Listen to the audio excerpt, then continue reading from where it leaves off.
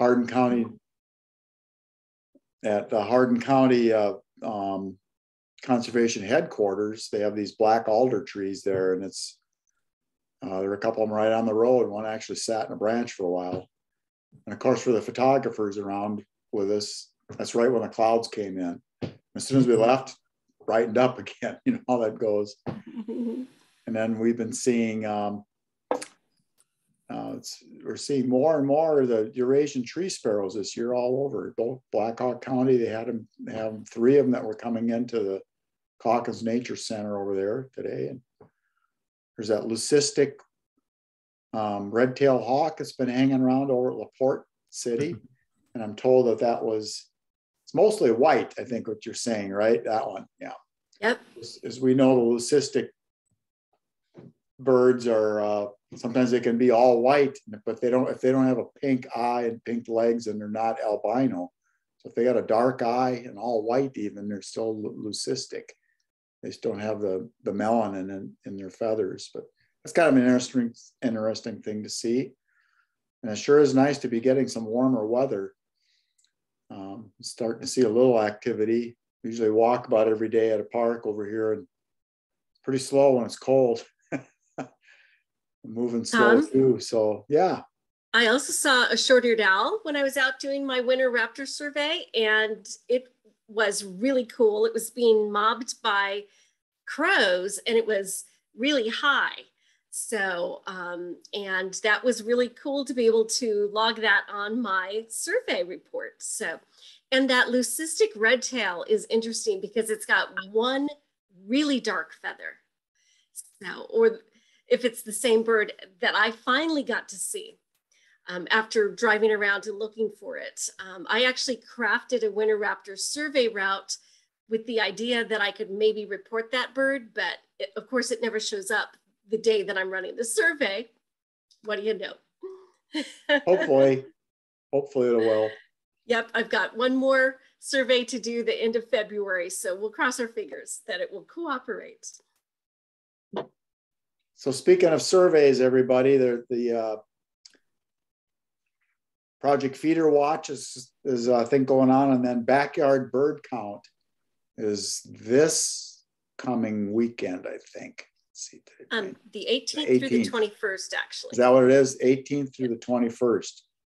And if you look up Backyard Bird Count, you can online or on our website, you can participate. We've had quite a few people in the past years watch their feeders in their backyard or someplace else.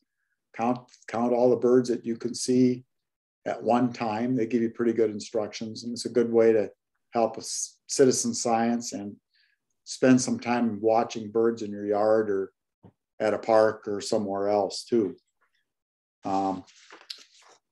We decided, I'm just kind of going to go through my notes here. A couple of years ago, before COVID hit, we had a block of tickets that we had for the Jane Goodall documentary concert with the Waterloo Cedar Falls Symphony, which is rescheduled, and it'll be at March 8th, or wait, March, I think 11th or 12th. It's the second Saturday in March. And we're not getting a block of tickets this time, but if you're interested in seeing that concert, the symphony plays the background score music while the film is going on. It's an award-winning documentary on Jane Goodall and her research with the chimpanzees. And the score is written by Philip Glass.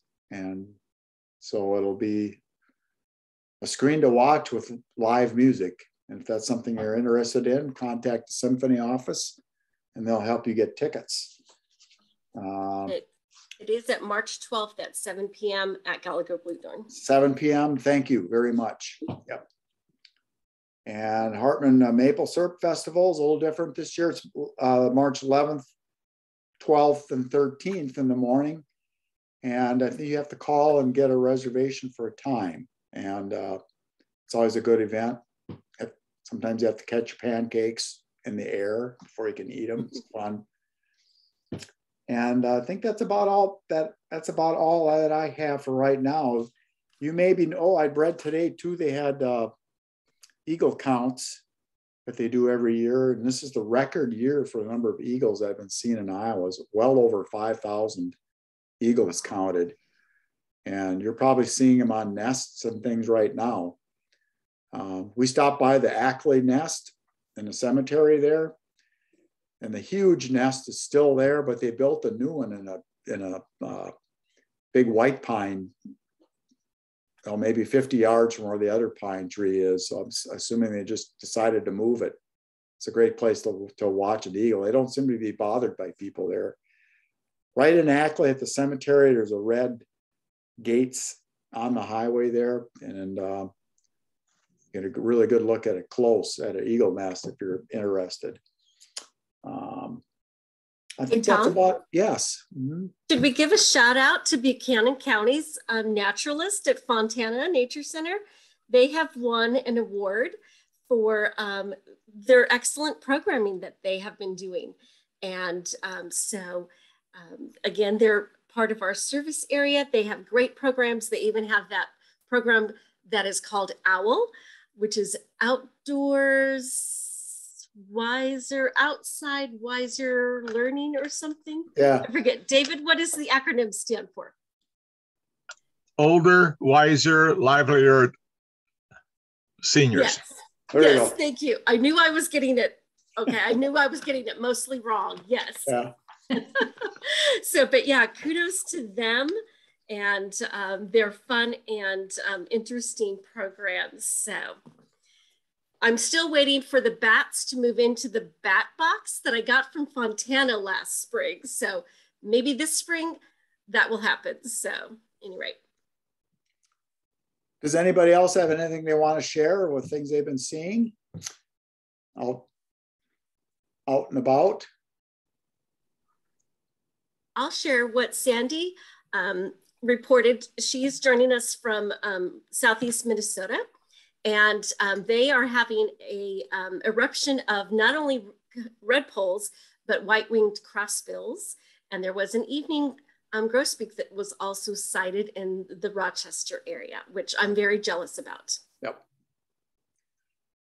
When you talk about the red poles and crossbills, be looking at those spruce trees with the small cones or black alder trees. They seem to really like those.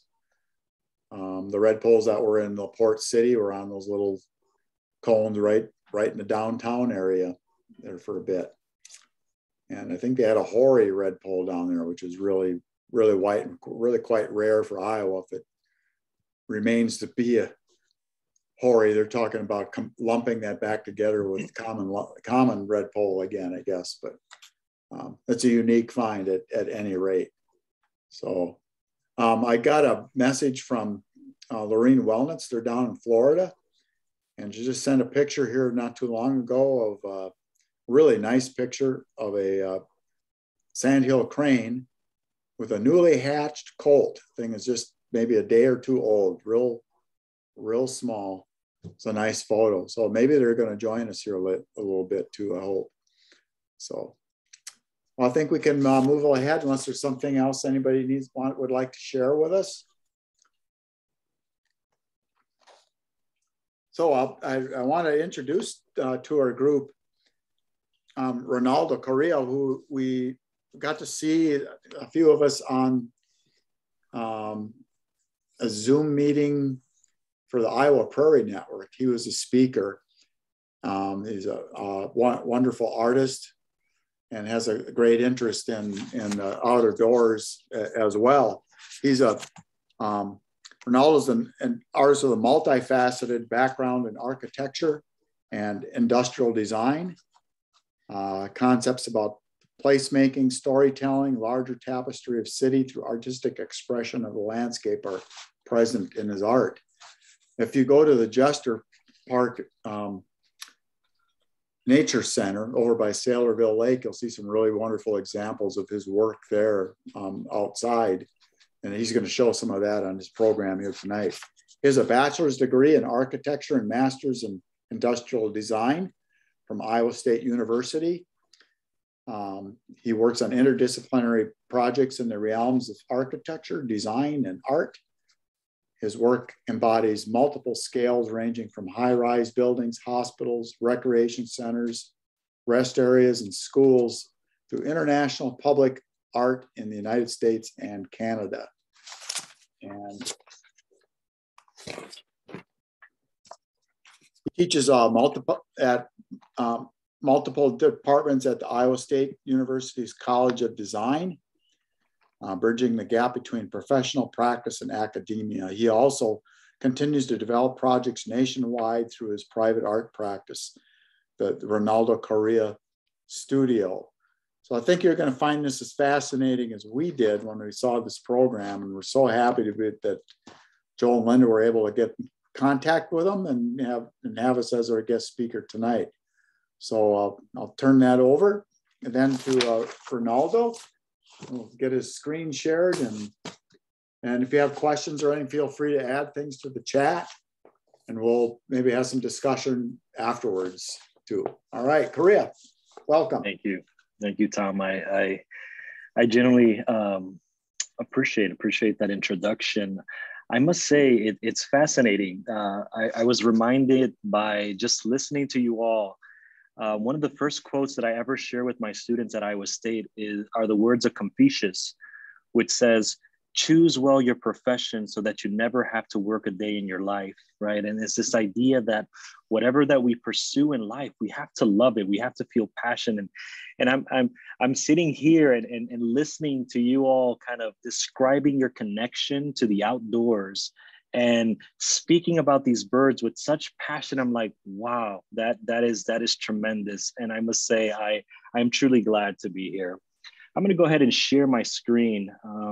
Please, if I can get some feedback in terms of if you're able to see it or not.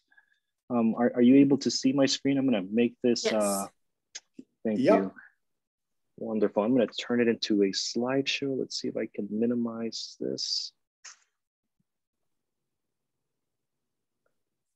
Okay, are we seeing the presentation? Yes. Mm-hmm. Okay, wonderful. Well, as Tom was mentioning, I had the opportunity the summer of last year to kind of speak at the Prairie Network, and this kind of presentation is an adaptation towards that. I had less time there, so I just thought that with the time being, we could kind of break down a little bit more of this talk. And you know, I've titled it "Connecting to Our Natural Heritage Through the Lens of Public Art." And I like to say that as an artist, I live in this intersection between being a teacher, a researcher, but also an artist. And those three things are constantly converging. And I discover, if you will, by accident, this realm of public art. And I thought I'd start this lecture by kind of defining or kind of allowing you all to kind of probe and think about, when you hear this word public art, what really comes to mind. And, you know, there's a lot of definition, and depending who you ask, the definition will change from artist to artist. But I'm reminded of when I used to practice in the city of Chicago. Back then I was practicing architecture, and I always look forward to visiting Millennial Park for lunch, right? So I would grab my lunch and just walk to Millennial Park, and it was just amazing, right? I would always try to find a step or a bench, and I would sit down and observe, similar kind of how you all were describing that observation towards nature. Back then it was observing this magical place where it was just incredible how these pieces of artwork, such as the Crown Fountain by Jaume Plensa, and you know, this large structure kind of jetting water, almost like gargoyles. And it didn't matter if the people were from the south side of Chicago, from the center, right, inner city, from the suburbs. It didn't matter the color of their skin, where you were from. People were converging into this place in laughter and joy, creating memory. And the same thing is true with, a lot of people call it the beam, but it's actually the Cloud Gate by Anish Kapoor, right? This beautiful structure that it immerses you in, right? It reflects the environment of Chicago.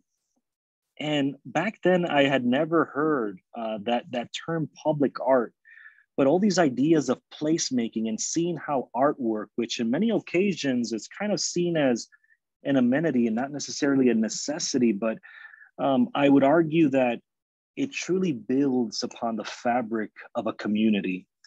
And I like to say that throughout these years, I've kind of developed my own methodology of the way I've kind of come about creating art, especially in the public realm.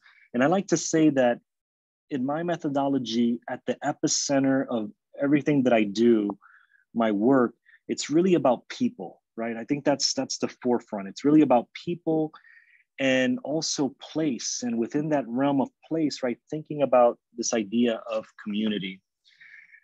This is kind of a bit of what my process looks like, right? It's not linear by no means. We're constantly going back and forth, but typically I would start with a process I call discovery. My mentor used to call it artistic fact-finding, but it's this idea that you're conducting some level of research.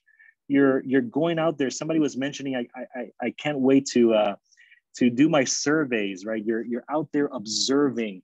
In certain instances, I am conducting interviews. I'm embracing and connecting with individuals of a community.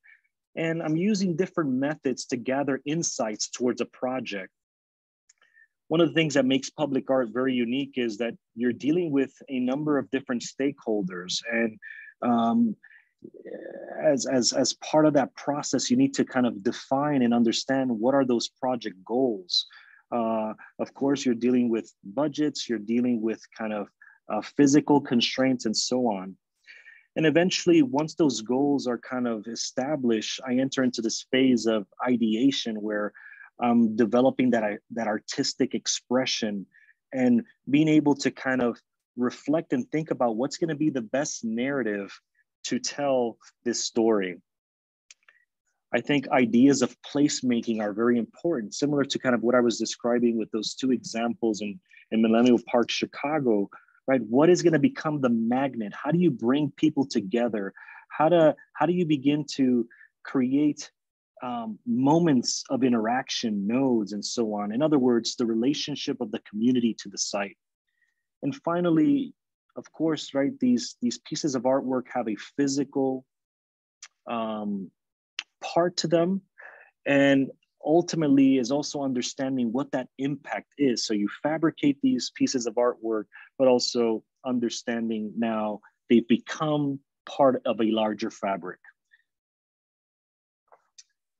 So I will share that I am not originally from Iowa or the Midwest, but rather I'm from a town in the east coast of the island of Puerto Rico called Humacao. And back in 2003, I kind of reached a crossroad in my life where I was really seeking out new opportunities. And I learned about Iowa State University and their program in architecture.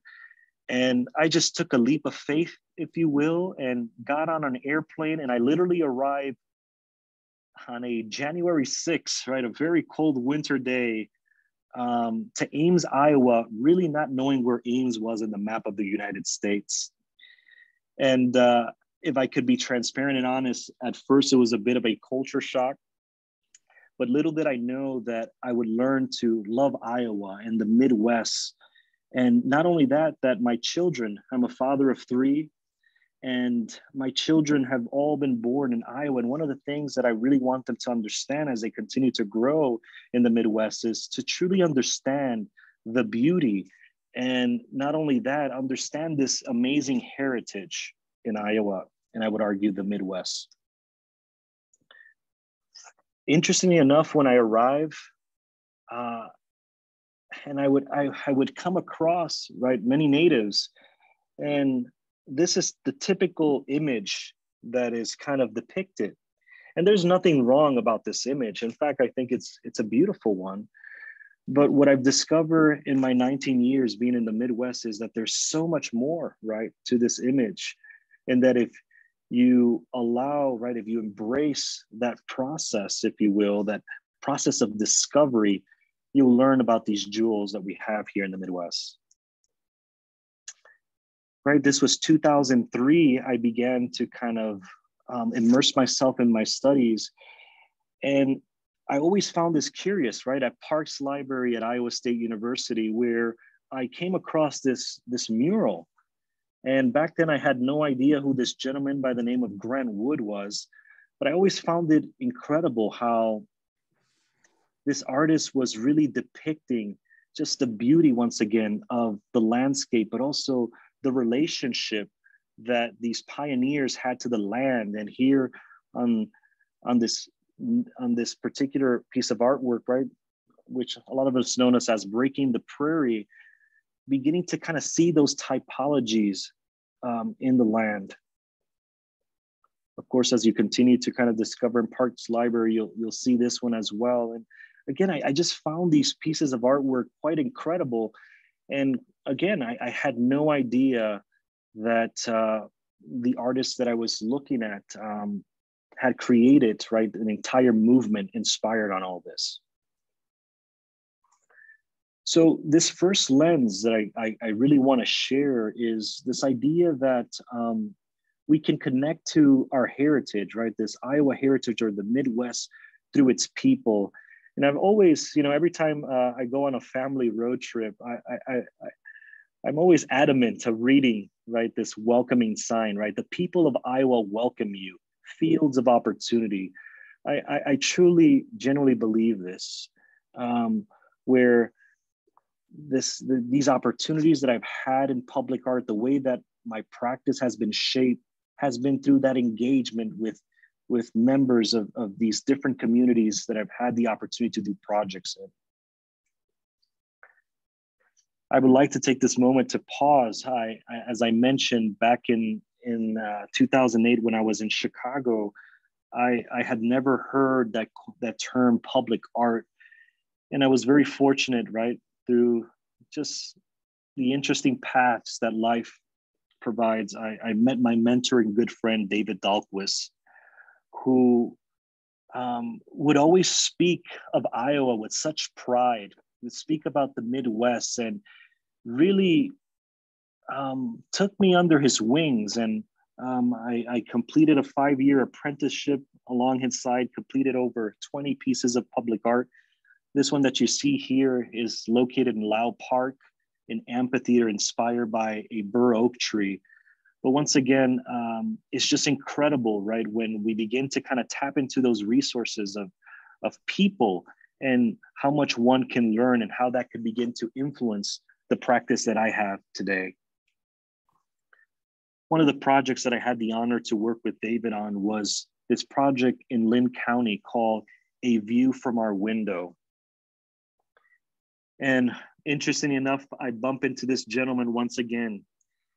And now for the very first time, I had the opportunity to kind of really dive in and learn more about the contribution that Grant Wood did in the realm of art. It was incredible to kind of even further explore a lot of this artwork. And I began to see a totally different image. It was not like that image that I shared earlier. All of a sudden now we see these rolling hills and we see kind of the beauty of being able to see how the landscape changes with the change of seasons, something that I was not accustomed of seeing back in Puerto Rico, right? Just a tropical climate. Here, there's just this beauty of being able to see the spring, the fall, the snow, but also that relationship to the land and the patterns that the land creates. Once again, that idea of connecting to the land and that Midwestern vernacular. It was fascinating that through our research, we began understanding that Grant Wood had also invested a portion of his artistry in his life to teaching. And he allowed individuals through his school to once again connect with the land. And it was fascinating, right? Because this is in the 30s, in the midst of a Great Depression. And all of a sudden, he's taking this perspective, this negative perspective of the war, or rather of the Depression, and shifting that view to the land. And what was fascinating about this school was that every single or members of the class had these wagons, and they would kind of retrofit these wagons and kind of paint murals on them and customize them. And once again, we see kind of, if you will, this birth of regionalism and this notion of depicting through artwork the land. So we had the opportunity to work on a rest area. And, you know, from an architectural standpoint, sometimes these perhaps are not the most exciting buildings, but they're pieces of architecture that get quite a bit utilized. And this one is right off of I-380, close to the Cedar Rapids area. And it was just an incredible opportunity to tell a story and a narrative from Iowa. And we decided upon telling this story about regionalism and this idea of Grant Wood and its contribution to art. So here you see the architecture, you see these ribbons, if you will, indicative of those rolling hills that we saw in his work. And what's fascinating about these ribbons, they dissect the facade and eventually they spill into the terrazzo floor. You see those iconic windows of the American Gothic painting beginning to kind of frame, if you will, that facade. There are these smaller Gothic windows where in the center of these, you see depiction of different species of prairie and different kind of the bur oak and so on. And not only that, they begin to kind of change with the use of lighting through the change of seasons. The picnic shelters became those wagons that were utilized in the school. There's these benches, right, which were inspired by bales of hay, right, indicative of that relationship of the farmer to the land and how at times there are those moments of rest and observation. There's these silhouettes at the rear end of the rest area where, once again, the window becomes a view and the view itself is the artwork. Here you can see that translation from the rendering or the visualization to the actual physical embodiment of the architecture and art. On the facade of the building, there were these little vignettes where they depicted kind of close-ups of different moments of Grant Wood's work. You see that Gothic window in the relationship to the existing facade. But in artwork, especially in the public realm, you always want to think about these ideas of how does the artwork translate from day to night. So we really thought about this notion of how do we begin to create this ambiance and amplify the narrative. So here you see kind of those smaller Gothic windows changing colors and the ribbons as well. Here's the physical, right, expression of the work. And once again, being able to kind of perceive the use of light and how the light begins to change the atmosphere of the space. At different seasons, different moments in the space. Here you see kind of the initial concept renderings for the picnic shelters. And what's incredible about these shelters is, once again, paying homage to the work of Wood.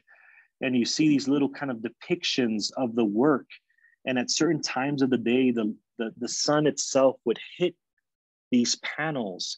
And now the work itself begins to cast back into the land. And there's that metaphor.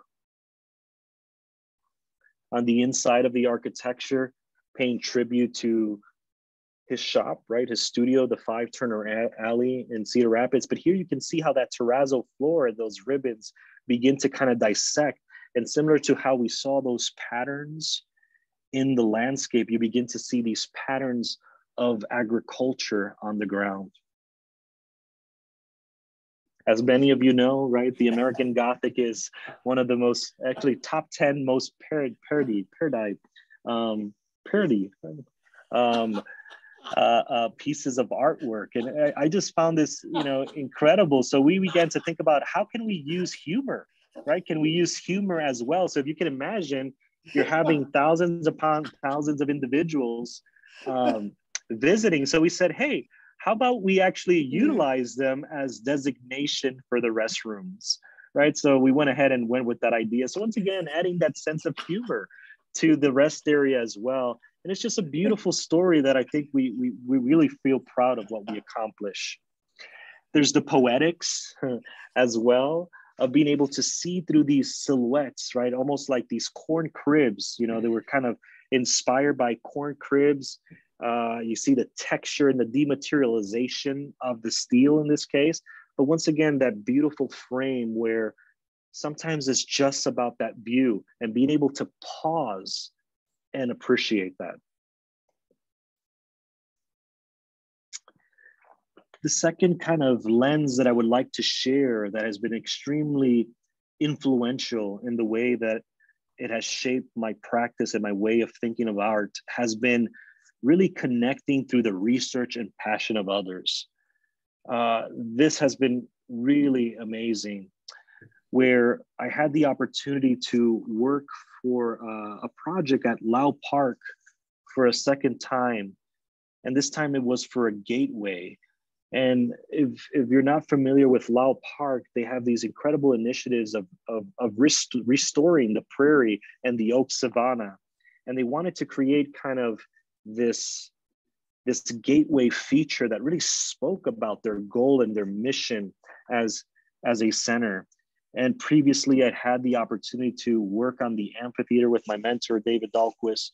This time around, I had transitioned to teaching in my own practice. So this was one of my first opportunities to begin to develop and further formulate the way that I would approach public art. In this case, you can see kind of the different elements that existed on the site. You can see a little bit of the restoration of the prairie and also the restoration of the oak savanna. They were quite small back then. And interestingly enough, in this process, again, I'm coming from Puerto Rico, a tropical climate.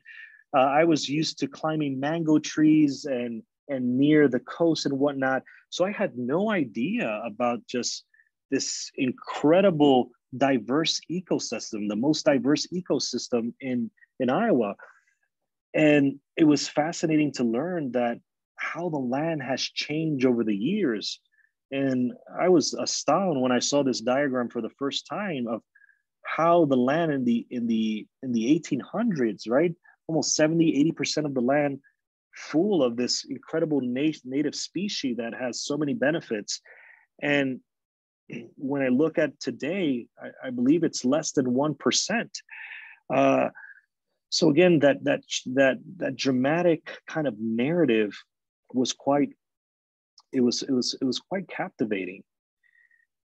So I stumbled upon the research of this gentleman by the name of Johnny Weaver.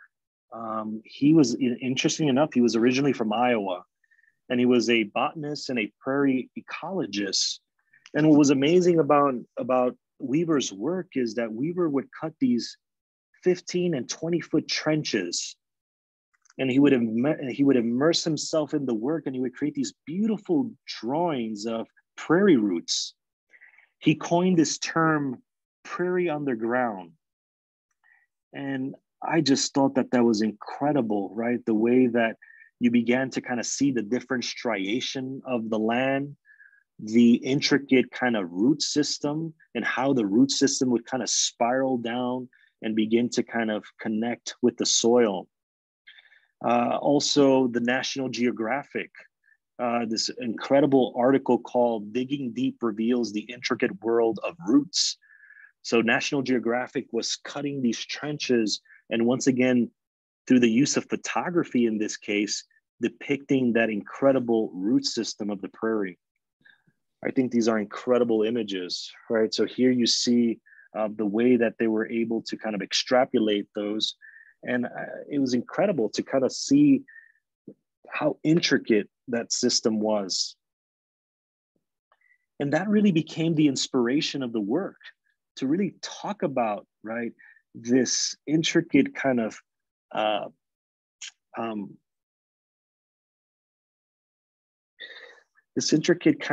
aspect of the prairie. Right here you have this native species that was helping with erosion of soil, and it had kind of, it was incredible how it would cycle these ideas of germination and this metaphor. But what was incredible too is that these practices of prairie fire, right, these controlled fires where I always found it amazing how for a period of time, right, the land felt barren, but all of a sudden, right, this system, right, these prairies would reemerge. They would almost, it was almost like a resurrection, if you will. And again, it's just this kind of really incredible narrative, which began to kind of give form to this piece of artwork. So again, this almost spiral, similar to kind of how you saw the root system, but also kind of talking about, right, the whole process of the prairie itself, but also beginning to tell stories, right? So early on, you were all sharing about bird watching and whatnot, and how this kind of, there's this kind of almost chain link, if you will, right? Because of the loss of the prairie, right? There's this research in terms of wolf, the impact that it had with the wolves, also the bisons, and so on and so forth. And this idea that can we begin to kind of talk about how this particular species helps, right, the fauna and flora that surrounds it. So I began kind of embedding through these narrative patterns, kind of these little typologies of the goldfinch, right, and the peregrine falcon, as well as you kind of begin to investigate the spiral of the artwork. Back then I started kind of doing these prairie walks and allowing that to also inspire. And I just love this image here where just the palette of color became inspiration for the artwork. So that's the rendition of the art piece. These are the different parts. It was quite, I would say by far, this is probably one of the most complicated pieces of public art that I've had to fabricate. There's two components. You see the spiral here, but there's this arch that has to kind of slide through. So there's actually two components that create the spiral effect. And then of course you have these prairies kind of emerging from the art piece itself. This is where research also kicked in. I had to develop basically a algorithm, because if you can imagine, this is what's known as a Mobius spiral. So how do you get steel, right, to bend in these really complex shapes with all these different changing radii? So being able to kind of develop these algorithms to understand how to best bend, if you will, the steel. This was an interesting kind of experiment. My printer was down and these different technologies. And I probably have never been so nervous for a project, right? In theory, it was all making sense, but I had no idea how to test it, right? Because everything was down.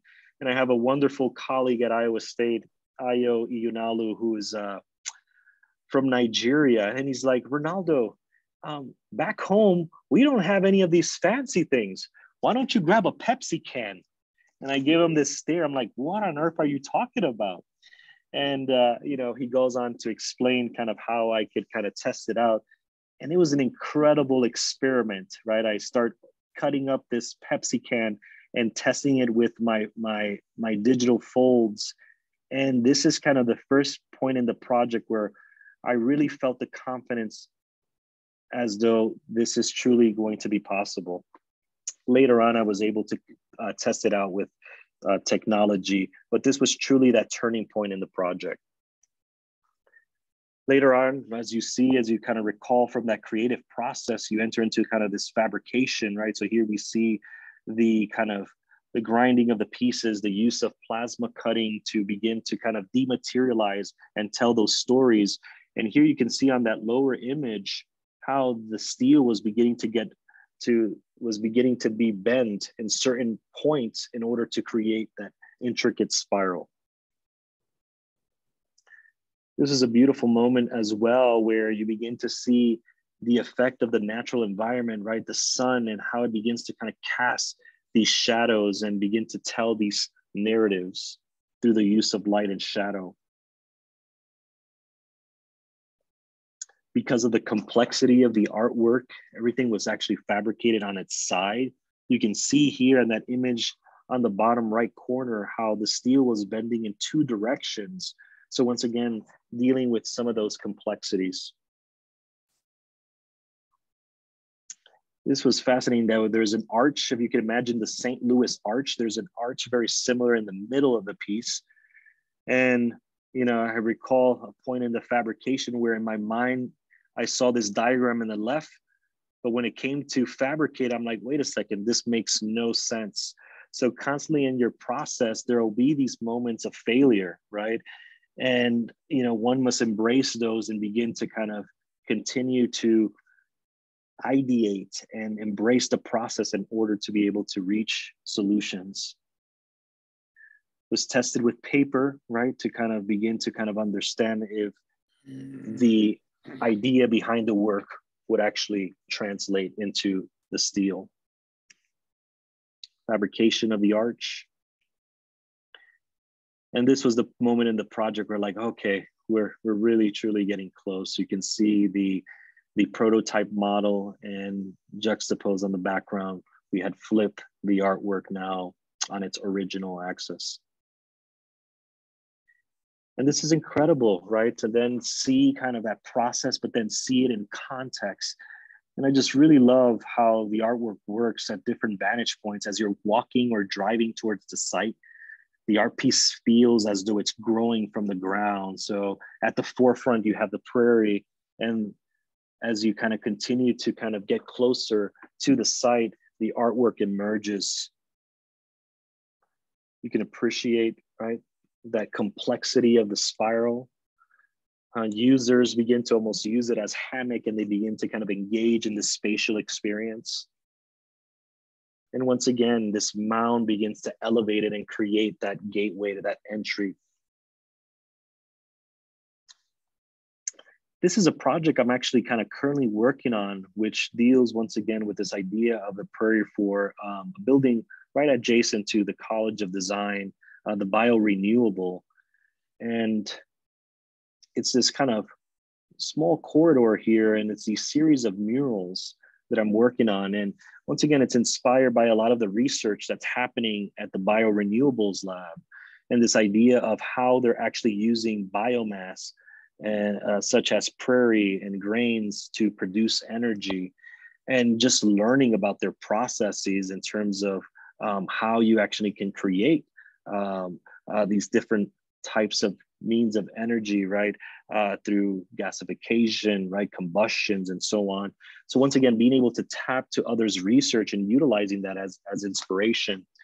So this has become now part of my workflow. Once again, going out there in nature and beginning to kind of see what can one learn from that process. And in these prairie walks, I started kind of with my team collecting these different specimens and understanding once again some of the previous lessons from other projects, and starting to collect these ideas and seeing where it could potentially lead. So now I'm kind of working on these murals. There's two different formats for them, and I'm actually also creating these for the general public as well. So these are about 2x2 or 4x4. But the first one, I call them bio quilts, and they're kind of inspired by this idea of again, these kind of quilts that we see, right? These barn quilts that we see throughout the Midwest and here in Iowa.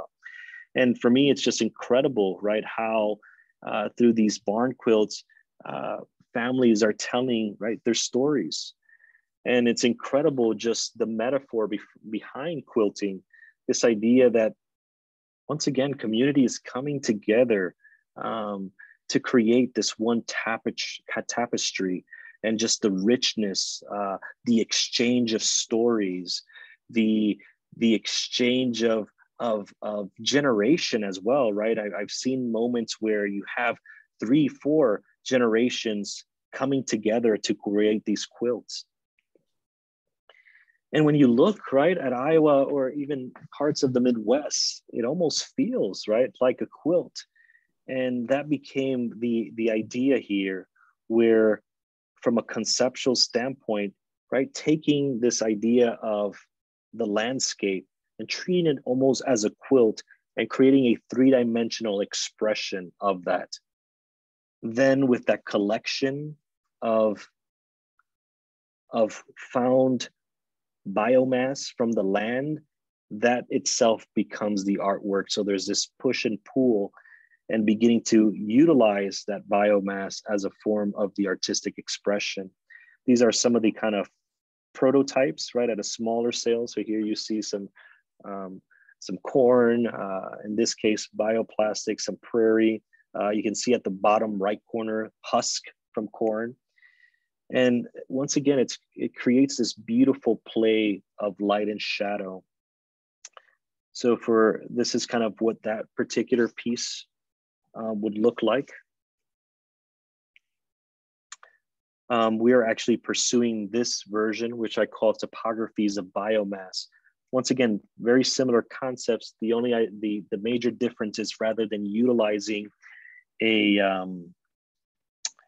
quilt, right, we're using the land itself, and we begin to kind of dematerialize parts of it, where you can begin to kind of see these biomasses closer. So here you can see they're 3-dimensional, right, topography, and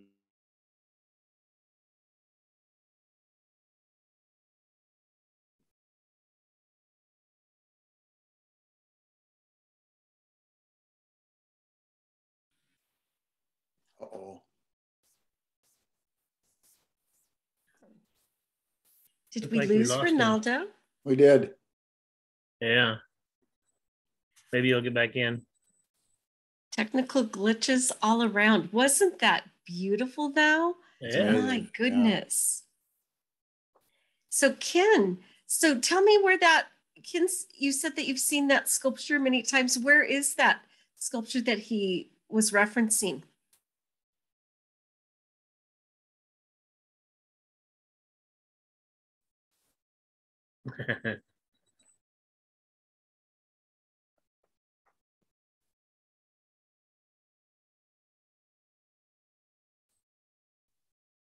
I wonder if he's aware that he's off. I don't know. We're on now. If you go, Okay. if you're going south toward Marion, the road that goes by Linmar School, Okay. it's just maybe a mile north of Marion. Okay. Out toward, as you're getting out of town a little bit there. Country. And it's a nice big prairie area, and they have some interesting plantings there. Yeah, I've gone there to take photos numerous times. To me, that sculpture reminds me of the sunshine shining through the prairie vegetation or the prairie plants. That's what it reminds me of. Yes.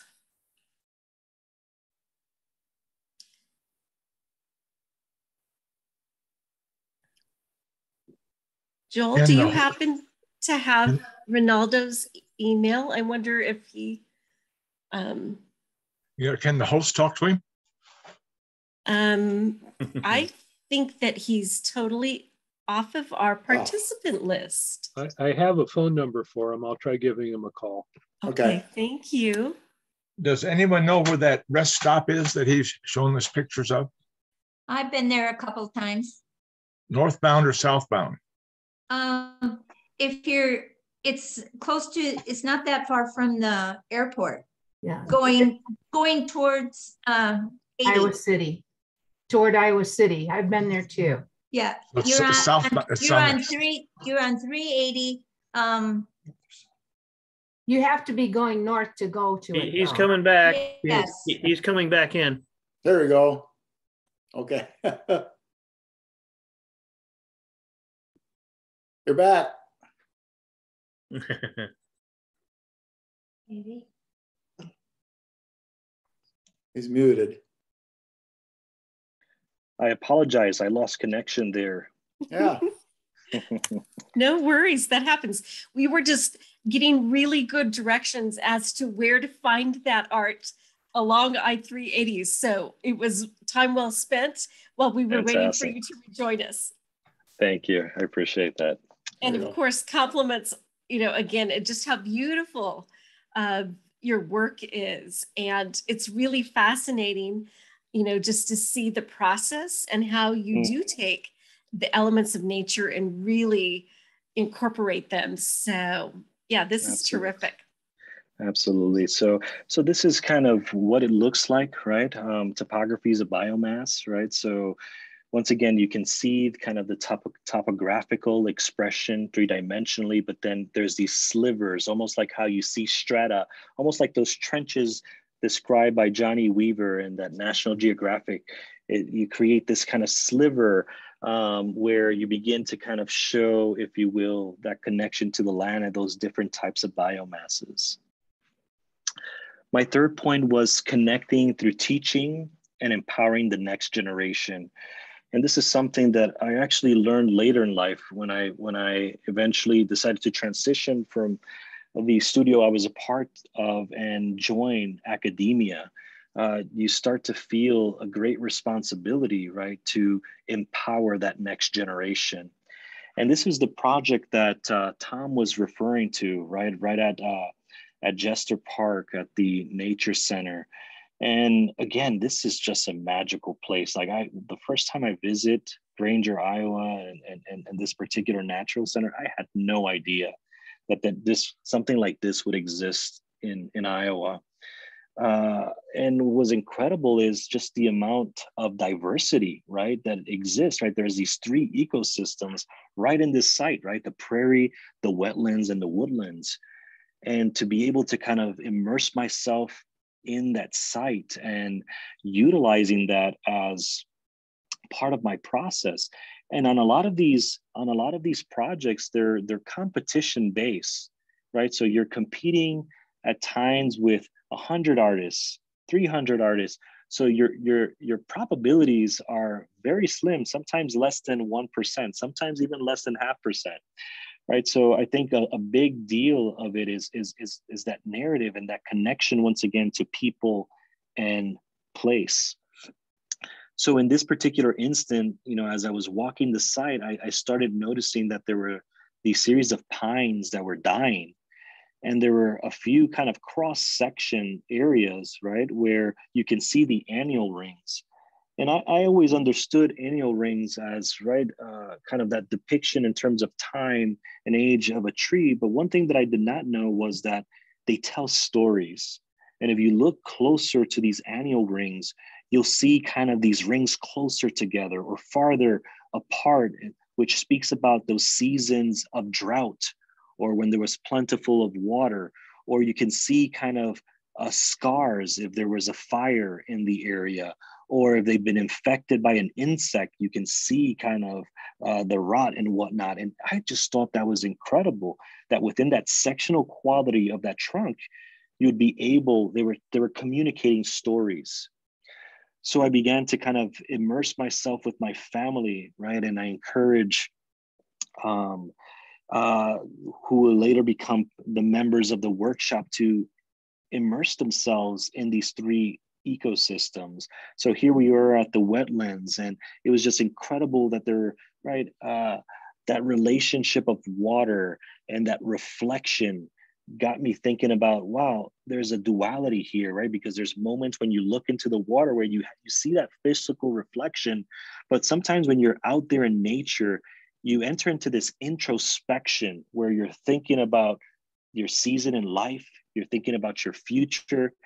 And as it pertains to these notions of conservation, I thought that there's something there of allowing the public to also understand what their role is as it pertains to conservation and how they're responding to these incredible resources that we've been given.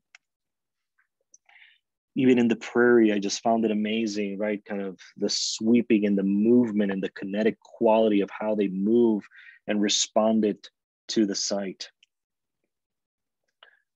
This was incredible to be able to see the bison and the elk at the site.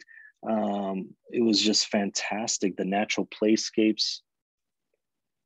And this became the art piece, which I called Whispers of Nature.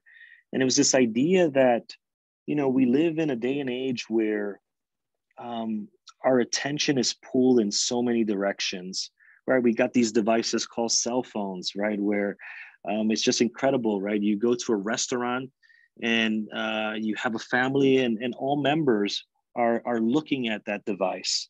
And we spend less and less time understanding or investing in the value of community and people. And if you will, it's almost this tree-like structure where these series of rings would begin to tell these stories. So I work hand in hand with the North Polk County Middle School. And this is where just a great opportunity to use my passion for teaching and working with these students and allowing them to kind of reflect back at that moment in time when they were walking through these different ecosystems and tapping into what stories can we tell. So in a way, they were also the artists of this piece, right? A lot of these drawings served as the inspiration to tell these narratives. So here we see Whispers of Nature and how now those rings are dematerialized to talk about those three ecosystems. At the bottom, we see the wetlands, in the middle, the prairie, and on the top, the woodlands. But then you have these spheres, and these spheres were indicative of that moment that I had in the wetlands, where once again, it creates that reflection and that duality and poses the audience to think about their role in terms of conservation and their relationship to the land. Another project where mentoring and empowering the next generation has truly been keen in my practice has been working hand in hand with Ryman Gardens and also Iowa State with the extension and outreach. We created an exhibit called Nature of the Game. And the idea here was that we would create kind of these artistic interactive games that the public would recognize, but it would also serve as an educational tool to once again learn about nature. And in this first one, we called it Bead Maze. And it was inspired, right, on this idea of pollination and allowing kind of a younger public to, if you will, immerse themselves in this kind of playground-like installation. And here you had these 3D printed bees, and you would pass them through these flowers and learn about these ideas of pollination. And here you can see the final expression of the piece. There was another one called Cause and Effect, inspired by puzzles and understanding kind of this idea of our impact, right, to our environment. So it was a double-sided puzzle where on one end, for instance, you would have this beautiful wetland, and on the other one, all this kind of polluted kind of wetland. And it's this idea that you would rearrange the puzzle almost in this act of restoration, right? And as you would rearrange, it would fix, and you would create this kind of cause and effect. So here we have this, this young child beginning to kind of, if you will, restoring back the properties of the wetland. There's another one called Morphine Morphology, which was this idea of being able to learn about the morphology, the different shapes and of plants. So as you would spin almost like a kaleidoscope, we would create these beautiful colors on the ground. But then you would learn about, you know, where these trees are located, you know, what were the seeds, the flower, what do they look like, and so on. So once again, this idea of engaging the public through these interactive pieces that would hopefully educate. another one on photosynthesis and understanding the different steps that it takes and the processes that it takes to create photosynthesis.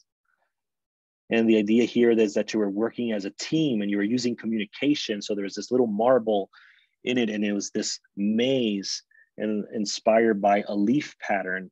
And you would have to communicate with the person next to you in order to begin to kind of allow that marble to fall into these 6 different destinations and learn about this process.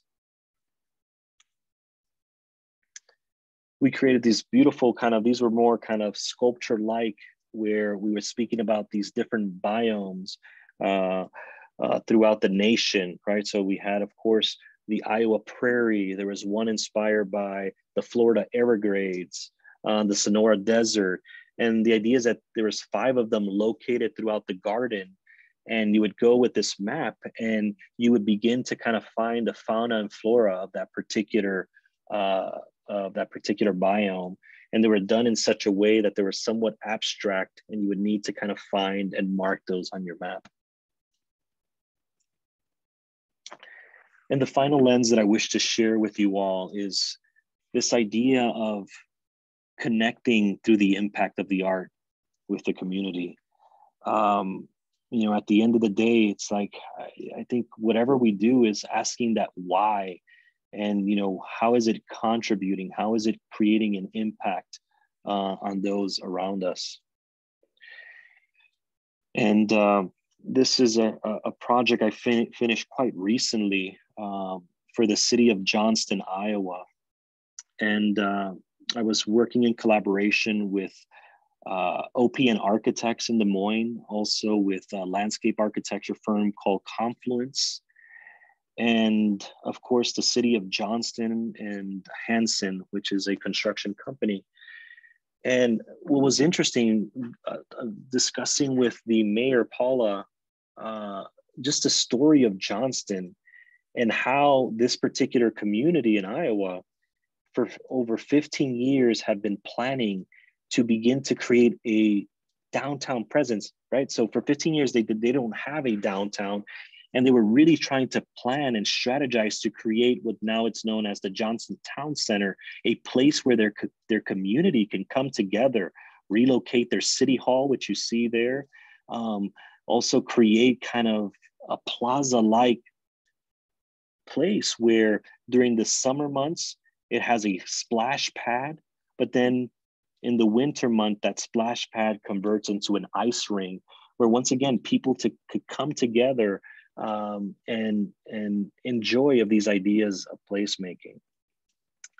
So my proposal, once again, I started conducting interviews in this particular case and just beginning to kind of immerse myself and understand what's meaningful for this community. And what I learned is that they had this incredible relationship to the water, specifically with Saylorville Lake and Terra Park. And they were sharing all these stories of fishing and strolling around the edge of these bodies of water. And that really captivated me, right? Because once again, as a father, I remember that first experience of sharing with my son and trying to teach him how to fish. And I started to think about this idea of, can you use that as a beacon, as an icon to begin to kind of connect the entire place through the artwork? So I started looking at different species of fish and landed with the large bass mouthfish. And it was kind of interesting, right? The rhythms that this particular fish would create when it swam, the anatomy of it, and being able to kind of use that as inspiration. And the more my team and I thought about this was, can we incorporate a kinetic quality where the artwork is always changing? It's never the same every time you visit this site. So eventually, this is ripples, right? AKA big fish. And it's this kind of expression of a fish that once again kind of anchors the site. You see at the end there, the new City Hall by OPN, and the artwork connects the City Hall with the splash pad / ice ring. There's these beautiful kind of ripples on the ground, right? Where they serve as kind of not only aesthetically connecting to the ground, but also from a functionality standpoint, this idea of allowing for, if there are individuals with visual impairment, to detect their proximity to the artwork. It creates a spatial experience where the kids or the general public can immerse themselves in it. You can see the connection, right, to the water, the splash pad. But once again, it kind of pulls you in, and there's these series of scales. All of this was custom made. All these details and these kinetic clamps. What's fascinating is they begin to move when the wind begins to hit them. And not only that, they create the shine. So it's once again that idea of that language, those experiences that we have when we embrace the outdoors, bringing it to a location like this. So again, this beautiful shine begins to articulate the space as well. That translation from day to night and how the artwork transforms, and it begins to kind of create a color palette indicative of the Iowa sunset and sunrises. That beautiful immersive experience, almost as we see in Jonas or Moby Dick. What does it feel, or what does it look like to be inside of the belly of the fish? And this is probably one of my favorite images, right? Which goes back to the very beginning of the talk, where I was talking about my experience of sitting down at Millennial Park. You know, sometimes as individuals, as artists, you're just always moving on to the next thing. And sometimes we don't take time to puzzle and reflect upon the journey. And this was the first time that I actually had the opportunity to sit down, and I started hearing those same laughters, those same smiles, those fathers and mother embracing their children.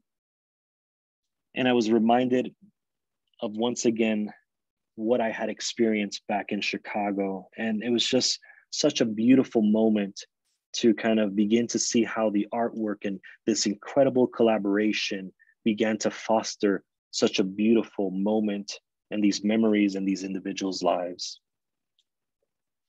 So once again, I truly, genuinely want to thank you all for allowing me to kind of share. And quite honestly, it was really beautiful to kind of listen that many of you have that connection. And I think a lot of what I described resonates through your observations of nature. And I guess my palette, right, or my tool has been public art as a means of beginning to echo and tell further these stories. So once again, thank you.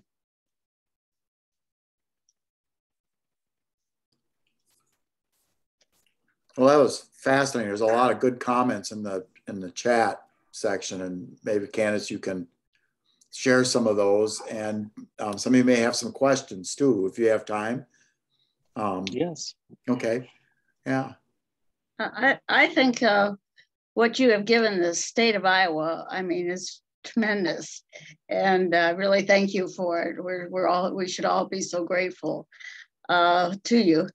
I wonder if you have a printout or any kind of listing of your works and the parks and the locations of the parks and so forth. Mm-hmm. Yeah.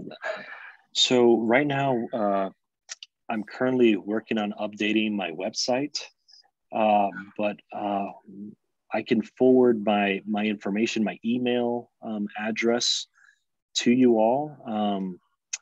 So yeah, that's a great question. I think the platform, so I have a Facebook, I have a Instagram, so I have some social media as well that you can follow me on. So those would be some resources, but right now we're kind of working on that website where all of that narrative would be nicely kind of described there. I see. But I think that's really important. And as I mentioned, like one of the things is public art is a really large scale within artwork. And a part of me now with these kind of prairie murals, I kind of want to begin to kind of provide the opportunity to also provide kind of these snippets of artwork to the general public as well. So that's probably one of the the projects now that I'm really embracing, you know, how do you bring it to a smaller scale and be able to connect on a more one-on-one basis with individuals? Thank you. Yeah. So Tom, I'll kind of I'll share that, and maybe you can share that with the rest of. Sure, you can. We can post it on our website. We can send it out via email and stuff. Yeah. Definitely. Great. So there was a comment that says that Cindy says, I love how you do your research and come up with these creative sculptures. And it was really fascinating to see, you know, just how you would take the patterns of the fish scales and translate that, or the patterns of the quilt, you know, that you found in the soil or in the prairie plants and stuff. It was really quite interesting. And let's see here. Yeah, love seeing how nature can provide the inspiration for the artwork. So I've got a question, Reinaldo, in particular, like at the building there at the rest area. There was a lot of glass. So are you starting to get requests or concerns about glass and window collisions with birds? Yeah, that's an interesting question. So a lot of, so again, I come from a background of architecture, right? And I've kind of, my career has kind of led me to this realm of public art, at least with the sculpture work. A lot of the things that we're really concerned is with nesting, you know, and so on. Like, how do you begin to kind of, as best as you possibly can, avoid some of that? I like to say it's almost nearly impossible, right? Nature is going to do what nature wants to do. But in terms of from the architectural side of thing, interesting enough, I did work on the architecture of that building as well back when I was at RDG. So I was part of that team as well. I think that's something that needs to be further investigated, because it actually happens a lot. I recall when I used to practice in Chicago, there's this actual building, and I kid you not, it's done by a very prolific architect. When you visit the rear part that has a view towards kind of this little woodland that they have in the back, there are tons and tons of bird dead. And it's because of what you described. They just cannot perceive that, and they just hit the glass. And I'm pretty sure that there's research out there. It's just not, I haven't had the opportunity to immerse myself in that particular component. From an artistic public art standpoint, yes, I think we need to be responsible and make sure that, you know, even from a public standpoint, right? Because these are pieces of metal, and I have to make sure, like those discs that were inspired by the fish scales, we had to grind every single one of those smooth. Again, as I mentioned, I'm a father, and I start thinking, okay, even my own children, when they're touching, kids are going to want to climb. So how do you begin to design work that is really sensitive to all these particular aspects?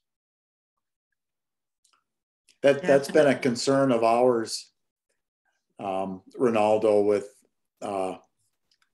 window strikes, and we've been involved with how to prevent those, and getting an architect to kind of look at alternatives for glass designs where birds don't fly into them.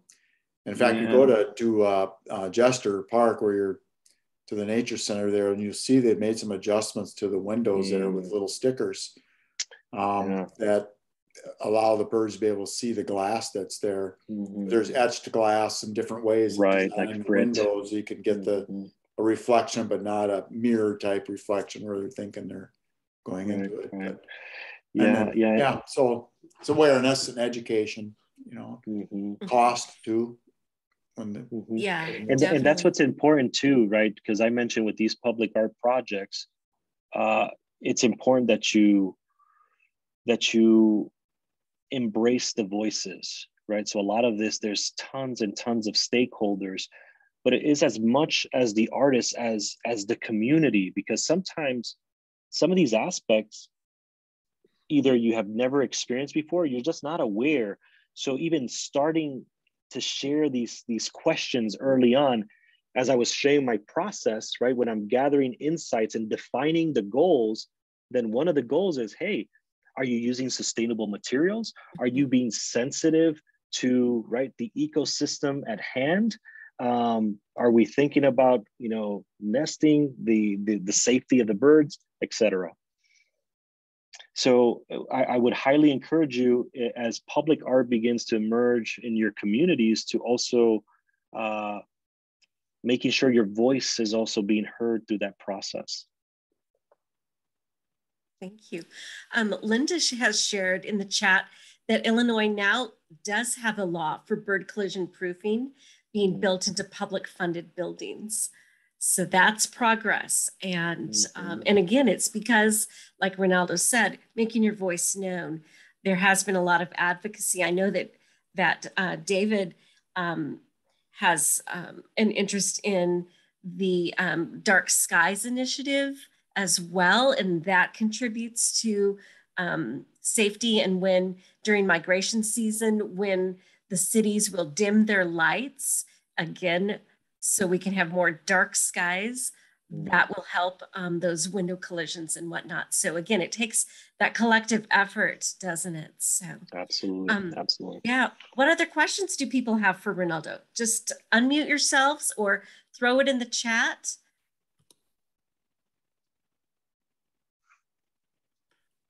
I have a question and a thought, I guess, just some impact of art that I've seen. I was at a workshop in northern Wisconsin, a wilderness skills workshop, and it was based with some of the Ojibwe up there, and their idea culturally with their art, if I remember right, they would make things, and it was more like you would say public art, not to keep or to sell, but to give away or share. And so they'd make these beautiful things, and it was more important to not own them as such, to send them out. And it was made with the natural resources. And then flip to the other side of the world, to Australia, to Arnhem Land, where the Aboriginals have control by Alice Springs of that territory, the territory up there. They have their cultural centers. It was really an impact for me, and maybe you know this, the Aboriginal one. It's based on Dreamtime, and it's like a snake that comes out of the ground. It's one of their Dreamtime images, and it twirls around. So as you enter this, you don't even know I wouldn't say it's hidden, but it's meant to be not garish and out there, but it sends the point of their culture. And it's their form of art rather than our representation of what we think their art, should be. And it's very effective. And then you go into town, and the colors and everything that they've chose for hotels and things are all the shades of the earth and the colors and the things, that, and the hand in there. So I guess the thought is about, and maybe you can shed some light on this, is about people's cultures, how we view them. You've sure picked up that with Iowa's a mixed heritage here for sure, and showing what we have here in our state of how they value themselves and their own art. And maybe you've seen some of that in your own country too, where you came from. Yeah, that is actually a great question, because what I would share is we also have to be careful what stories we tell, right? Because I guess there's stories that you're not meant to tell. So in other words, how do I say this? In my process, right, there's this immersiveness of nature, right? And there's these conversations with community and so on and so forth. But there are projects, for instance, where they're looking for a Native American, and it would be, for me, it would be kind of almost falling under the line of appropriation, right? If I start utilizing their snake symbols or start to speak about a subject matter that quite honestly, I'm not adept at, but also would not be the best voice to tell that story. I think as an artist, one has to be extremely careful, right? What narrative, what story one tells. In my case, I just have this love for nature, and there's just it's a book, if you will, that has endless pages, and it's that common thread that connects me to the communities, right? So I think it's a story that I'm sharing and partaking with these different audiences.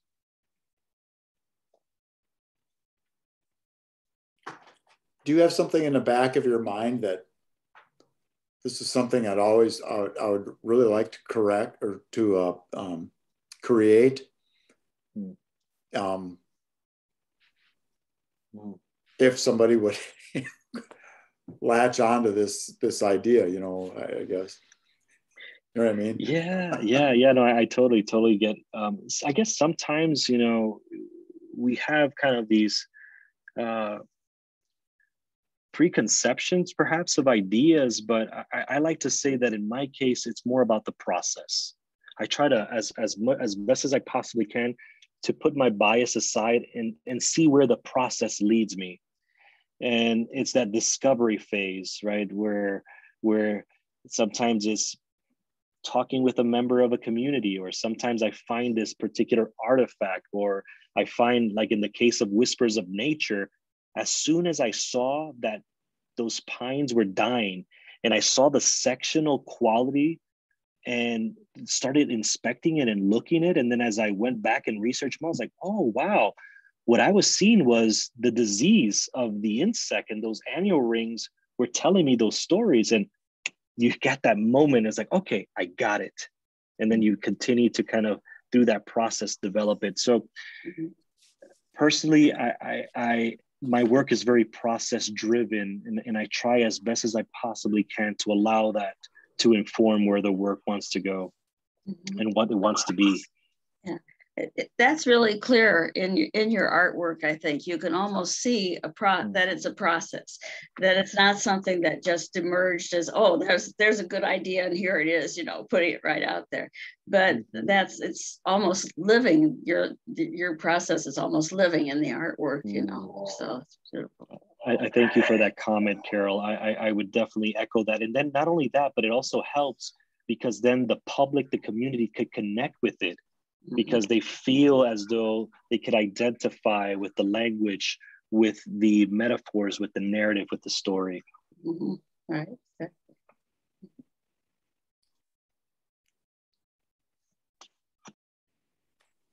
Candace, I think you're muted. Olivia, mute. Yes, I do that once a meeting.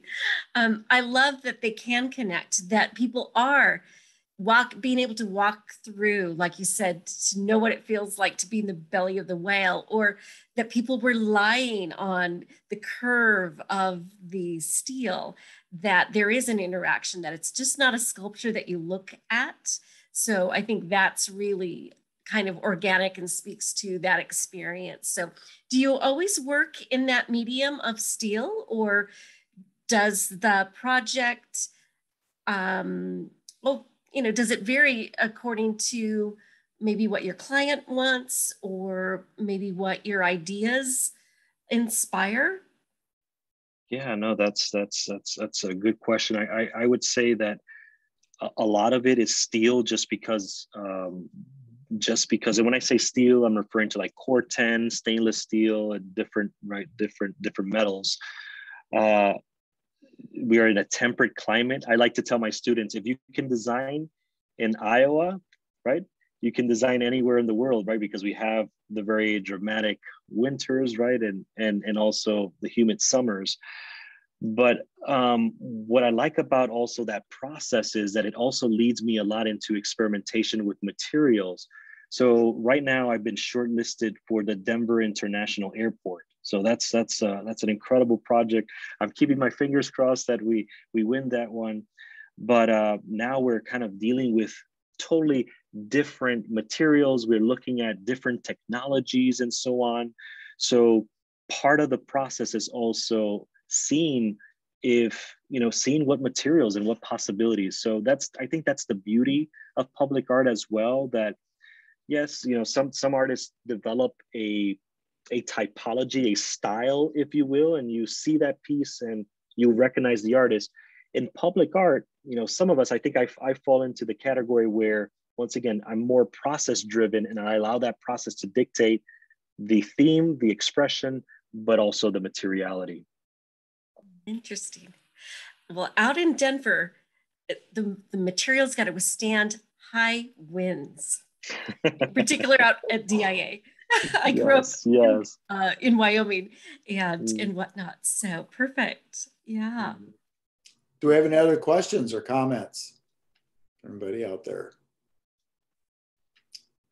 Just a reminder, next month, March 8th, again, our next meeting, we have a speaker from the Cornell Lab, lives in New York, at one of our members in Florida heard down there via Zoom, and she's going to be speaking about a book she wrote, also on patch birding, birding that they do in Brooklyn around the bridge, and how to bird in places you wouldn't think you'd be having birds, and she's had some incredible photographs and experiences with that. So we hope you can join us then.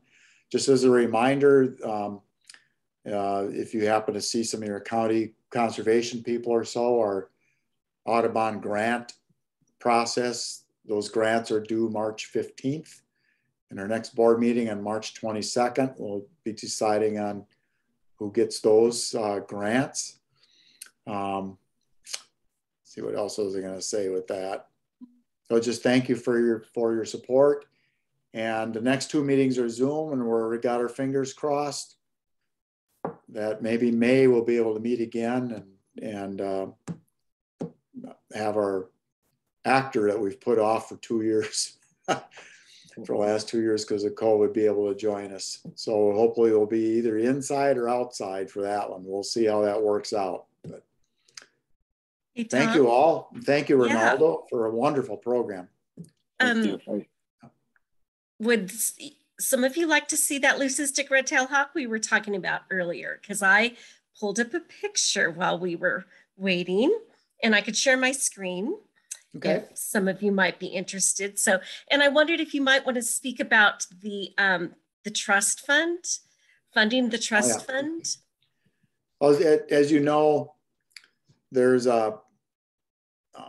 it's looking pretty good. They're talking about reduction in taxes or a flat tax for Iowa. And I wrote my local person here the other day about that to encourage it, because with that flat tax, there's a good possibility, one of the best possibilities we've had for a while, to be able to redesign things so that they'll have a statewide sales tax redone, not additional. But when that happens, then 3/8 of 1 cent of that tax is, by constitution, automatically goes in for natural resources projects. So it comes out to huge amount, $150 to $180 million a year. REAP would be in that too. So write your congressman and tell them support that. That'd be really great, because it's been funding for DNR and for conservation and water projects has been lacking for quite a long time. What a great picture. Who took that one? Scott Garrett. Scott. So, and notice this feather there. Yep. So there's one of its dark feathers. Look at the talons on that bird. Wow. Isn't that cool? And again, no red eyes. So. Pink eyes, yep. Yeah, so pretty cool. like I said, I've only seen it once, and it's apparently it does. I think it's pairing up. A lot of the red tails seem to be pairing up right now, so it's been seen a couple times with another, regular plumaged red tail. So I'm just hoping that maybe it will not be setting on a nest the next time I do my winter raptor survey. So, like I said, it would be great to be able to document it on that survey. So, but yeah, I just had to share.